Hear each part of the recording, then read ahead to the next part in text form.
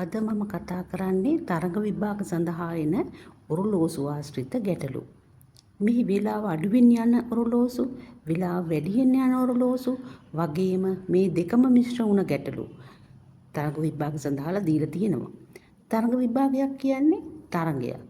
ඒ නිසා අද මම ඉතාමත් සරල ආකාරයට මේ වර්ග දෙකෙන්ම ගැටලු සාකච්ඡා කරනවා. ඔයාලට විනාඩියක් තුල හදාගන්න පුළුවන් වන විදිහේ. ඒ ඔබට මාතෘකුලක් වේවිම වෙන ගැටලු විසඳීමට. දැන් අපි යමු ඔරලෝසු ආශ්‍රිත ගැටලු වල පළමු එකට. පළමු ගණන විදියට මම කියන්නේ ඉතාමත්ම සරල ගානක්. මාගේ ඔරලෝසුව සෑම දිනකම පැයකට විනාඩි 4ක වේලාවක අඩුවීමක් පෙන්වයි. අද දහවල් එකට ඔරලෝසුවේ නිවැරදි වේලාව පෙන්වුවේ නම් නැවත ඔරලෝසුව නිවැරදි වේලාව පෙන්වන්නේ පැය කීයකට පසුවද? ඔරලෝසු ගැටලු සෑදීමේදී තරඟ විභාගන්න ජය ගන්න නම් කෙටි ක්‍රමයක් ඕන. ඒ නිසා මම කෙටි ක්‍රමයකින් පිළිතුරු කියා දෙන්නම්. එතකොට මේ වගේ ගැටලු හදනකොට අපි සූත්‍රයක් භාවිතා කරනවා h බෙදීම m වැඩි කිරීම 720 යන සූත්‍රය. මේකේ h කියන්නේ hours පැය, m කියන්නේ minutes විනාඩි. එතකොට 720 කියන්නේ ඔරලෝසුවේ කටුව රවුමක් යනකොට, ඒ කියන්නේ පැය 12ක් යනකොට ගතවන්නේ පැය කියන්නේ විනාඩි 60යි, පැය 12ක් කියන්නේ විනාඩි 720යි. 60 වැඩි කිරීම 12. ඒ 720 තමයි අපි උතන 720 කියන්නේ.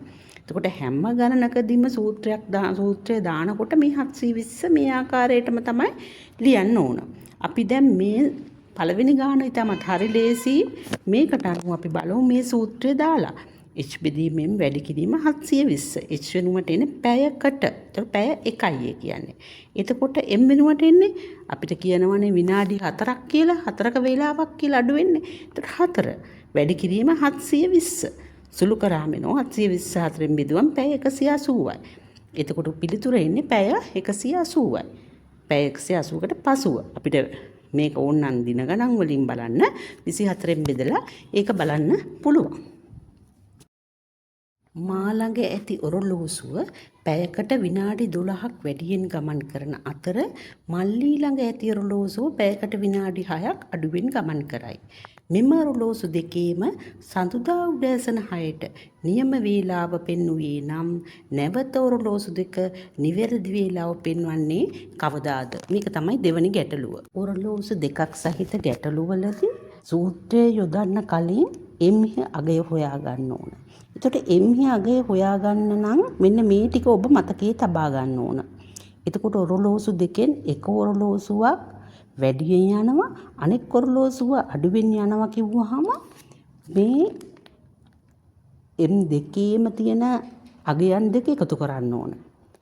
එතකොට එක ඔරලෝසුවක් වැඩියෙන් යනවා, අනෙක් ඔරලෝසුවත් වැඩියෙන් යනවා කිව්වොත් එම් අගයන් දෙක වැඩි එකෙන් අඩු එක අඩු කරන්න ඕන.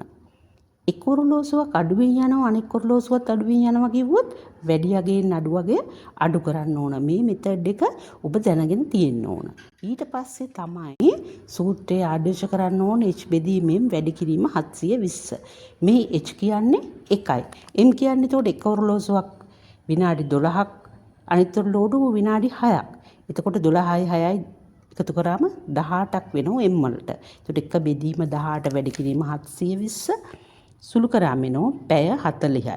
පැය 40යි කියන්නේ දින ගාන බලන්න 24න් බෙදනකොට දින 1යි පැය 16යි. එතකොට දින 1 වෙන්නේ හරියට දින 1ට පස්සේ තව පැය 16ක් ගණන් කරාම අපිට එන්නේ අඟහරුවාදා දින රාත්‍රී 10යි. තුන්වෙනි ගැටලුව බලමු.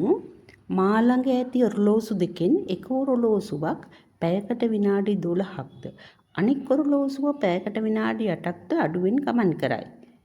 මෙම ඔරලෝසු දෙකම සඳුදා උදෑසන 6ට නිවැරදිව පෙන්වුවේ නම් ඔරලෝසු දෙකම එකම වේලාව නැවත පෙන්වන්නේ දින කීයකට පසුවද කියලා තමයි ගැටලුවේ අහන්නේ.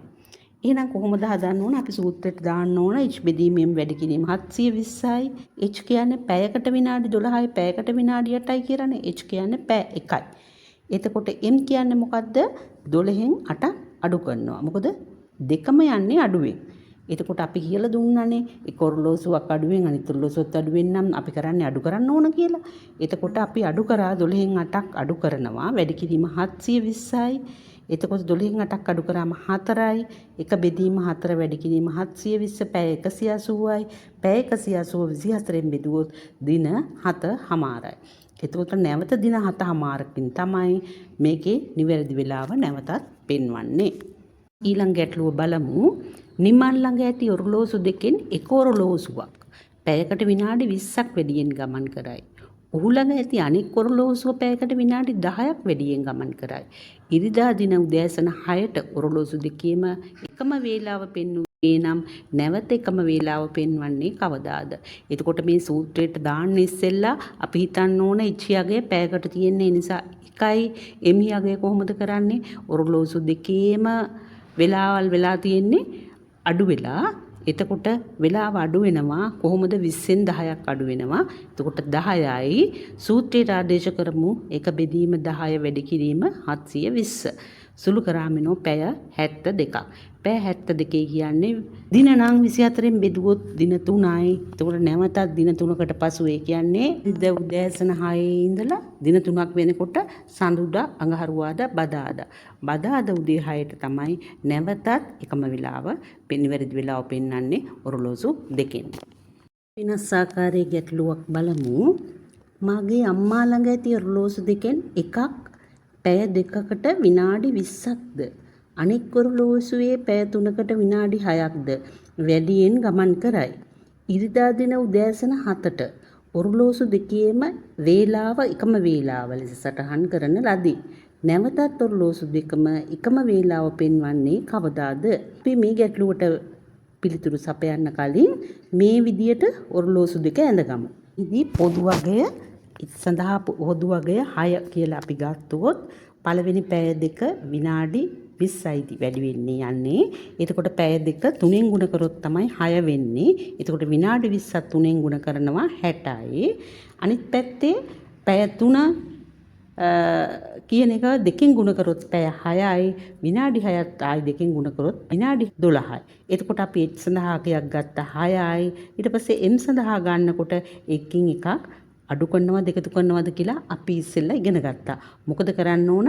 එකකුත් වැඩියෙන් යන්නේ අනිත් ඔරලෝසුවේ දෙකෙන්ම වැඩියෙන් යන්නේ. වැඩියෙන් යනකොටම දෙකෙන් මොකද කරන්න ඕන? එකකින් එකක් අඩු කරනවා. ඒතකොට 60න් 12 අඩු කරනවා. 60න් 12ක් අඩු කරාම කීයද?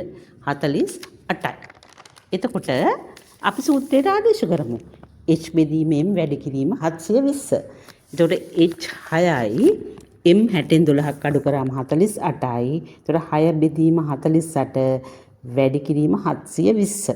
සුළු කරාම එනවා පැය 90ක්. එතකොට දින ගණනට හැදුවොත් මේක 24න් බෙදුවා දින 3යි පැය 18යි. එතකොට ඉරිදා උදේ 7ටනේ නිවැරදි වෙලාව පෙන්වුවයි කියන්නේ. එතකොට දින 3 පැය 18ක් ගත වෙන්න ඕන. දින 3ක් ගත වුණාම ඉරිදා ඉඳලා සවුදා අඟහරුවාදා බදාදා. බදාදා උදෑසන 7 වෙනකොට දින 3 ඉවරයි. තව පැය 18ක් යනවා. එතකොට පැය 12ක් යනවායි කියන්නේ රාත්‍රී 7ට.